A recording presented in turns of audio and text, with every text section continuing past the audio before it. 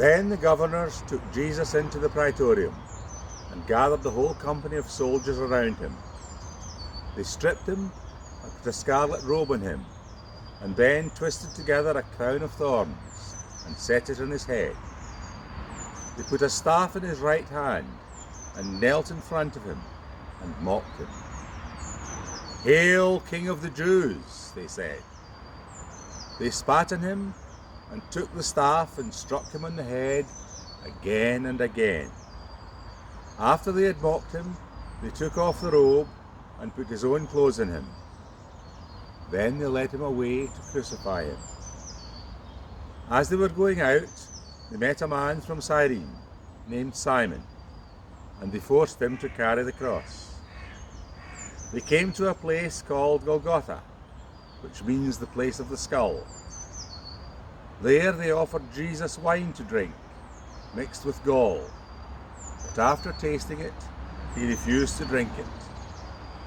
When they had crucified him, they divided up his clothes by casting lots. Above his head, they placed the written charge against him: "This is Jesus, the King of the Jews." 2 criminals were crucified with him, one on his right and one on his left. Jesus said, "Father, forgive them, for they do not know what they are doing."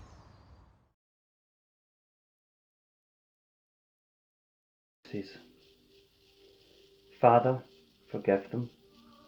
They don't know what I was doing when I slipped into humanity disguised. My light shone in a darkness they could not comprehend. Forgive them all, my dear dull accomplices.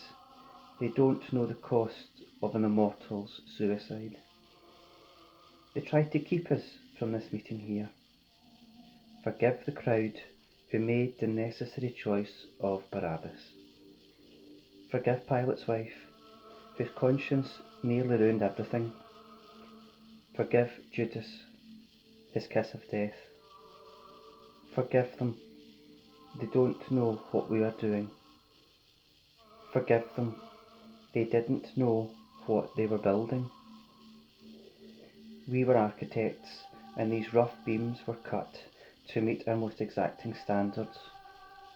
Forgive them, Father, they don't know what will be executed here.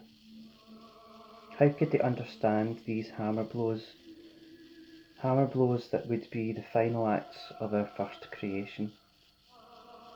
Like workmen at the launch of some great enterprise of state, they come to watch the ceremony of our fierce ambition.